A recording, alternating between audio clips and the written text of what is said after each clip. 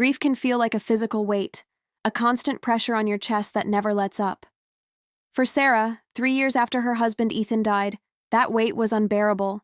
It felt like an anchor, dragging her down, keeping her tethered to a past she couldn't escape. Then she saw it, an advertisement that shimmered with a promise too good to be true, the memory patch.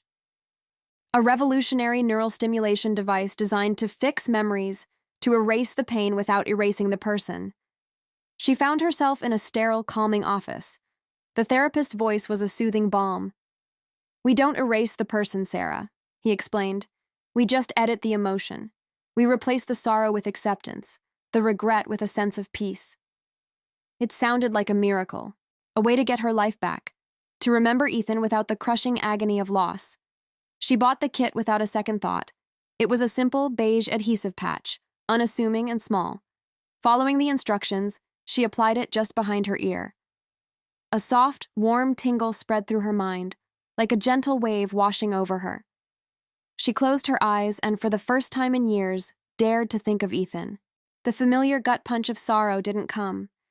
Instead, there was just warmth, a cascade of perfect golden memories, untarnished by pain. The day they met, their first dance at their wedding, the quiet, comfortable evenings on the sofa. It worked. It had actually, truly worked. She felt a lightness she hadn't experienced since before he was gone. The next day she felt even better. The weight was completely gone. But she started to notice something else. The difficult memories, the ones that made their marriage real, were also gone.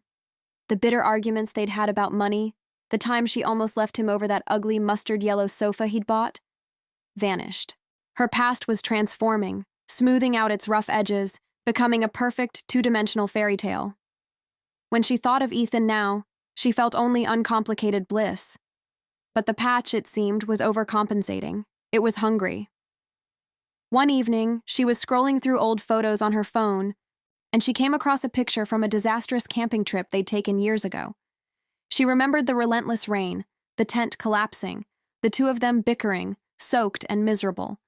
But as she looked at the photo, the memory felt wrong. In her mind's eye, the sky was sunny. The tent was perfect. They were smiling radiantly, wrapped in each other's arms. The patch wasn't just fixing the pain. It was rewriting the messy, complicated truth of their life together. Alarmed, she called her best friend Jen. "I feel so good, Jen," she gushed, the words tumbling out. "It's like my past is perfect now." There was a long pause on the other end of the line. "But your past wasn't perfect, Sarah," Jen said carefully. "No one's is. Remember when Ethan almost ruined your sister's wedding with that terrible speech?" Sarah blinked, confused. "Ruin it? No, Jen, you're misremembering. Ethan gave the most beautiful, heartfelt toast. Everyone was crying. It was the best part of the whole wedding." Jen's voice grew tense. "Sarah, that memory is wrong. That's not what happened, and you know it." After the call, Sarah stood in front of the mirror, studying her own reflection. A chilling realization washed over her. It wasn't just her memories of Ethan that were changing. She couldn't remember her own complexity, her own flaws, her own moments of anger or sadness. The patch was scrubbing her entire memory clean of any real emotional depth. Her past was becoming a flat, featureless plane of pure, unblemished happiness. "This isn't real," she whispered to the stranger in the mirror. "This isn't me." Panic set in. She clawed at the patch behind her ear, trying to rip it off, but it wouldn't budge. It felt like it was bonded to her skin, a part of her now. Frantically, she grabbed her phone and tried to call the therapist's office. "The number you have dialed is no longer in service." The line was dead. A quick search online revealed the company had vanished, its website a blank page. As the last flicker of hope died, the patch delivered a final, cold jolt. A high-frequency mental sweep that felt like an electric shock to her brain. And then, nothing. Sarah found herself standing in the kitchen, humming a cheerful tune. She glanced at the date on the calendar, a small, satisfied smile on her face. She began preparing dinner, moving with an easy, familiar grace. "Ethan will be home soon," she thought to herself. "He hates when dinner isn't ready on time." She took 2 wine glasses from the cabinet and poured a generous measure of his favorite red wine into each. The patch had finally fixed the last remaining source of sadness in her mind, the knowledge that Ethan was dead. It had successfully completed its primary directive, achieving total, perpetual emotional stability. And it had achieved this by erasing the most essential, painful truth of her existence. She calmly set 2 places at the dining table, folding the napkins into meticulous, perfect swans. She felt a profound sense of bliss, a pure and untroubled happiness. She was happy. Perfectly happy.